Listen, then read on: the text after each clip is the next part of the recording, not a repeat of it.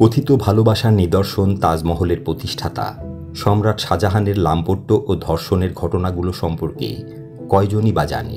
সম্রাট শাহজাহান ইতিহাসে প্রসিদ্ধ শুধুমাত্র তাজমহলের জন্য। এটা নিয়ে নতুন কিছু বলার নেই, বিধায় কিছু বলছি না। আমার মতে তার মতো লম্পট সম্রাট ইতিহাসে খুব কমই আছে, আর উনি কিনা ভালোবাসার নিদর্শন বানিয়েছেন।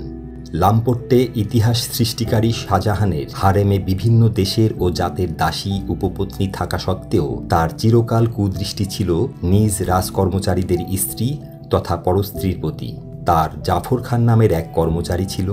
জাফর খানের স্ত্রী শাহজাহানের কথিত ভালোবাসা মমতাজ মহলের ছোট বোন।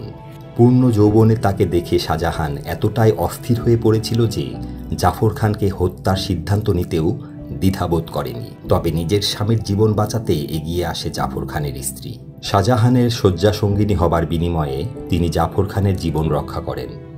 জাফর খানকে সুবেদার করে বহু দূরে পাটনায় পাঠিয়ে দেওয়া হয়। এই রকম আরও অনেকের স্ত্রীকে শাহজাহান তার ক্ষমতা জোরে নিজের করে নিয়েছিলেন। পরস্ত্রীর প্রতি তার দুর্বলতা নিয়ে দিল্লির গলিতে গলিতে কানাঘুষা চলত। 1 টাকায় 7 মণ চালের কিংবদন্তির কারণে বাংলার মানুষ খুব স্বাভাবিকভাবে শায়েস্তা খানের নাম স্মরণ রেখেছে। শায়েস্তা খান ছিল মমতাজ মহলের ছোট ভাই।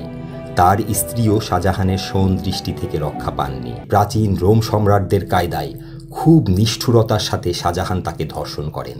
সেই দুঃসহ অপমান মেনে নিতে পারেননি শায়েস্তা খানের স্ত্রী। তিনি খাওয়া দাওয়া ছেড়ে দেন, এমনকি ধর্ষণের সময়ের পরিধেয় বস্ত্রও তিনি বদলাননি। এইভাবেই তিনি মারা যান। পরবর্তীতে শায়েস্তা খান তার স্ত্রীর আত্মহত্যার প্রতিশোধ নিয়েছিলেন শাহজাহানকে ক্ষমতাচ্যুত করতে আওরঙ্গজেবের সহযোগী হয়ে।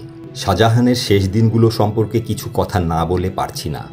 লম্পট শাহজাহানকে ক্ষমতাচ্যুত করেন পুত্র আওরঙ্গজেব। শাহজাহানকে গৃহবন্দী প্রাসাদবন্দী করে রাখা হয় আরও 15 বছর। তবে শাহজাহান কষ্টে ছিলেন না। তার ভোগবিলাসের সব কিছু তাকে নিয়মিত সরবরাহ করা হতো।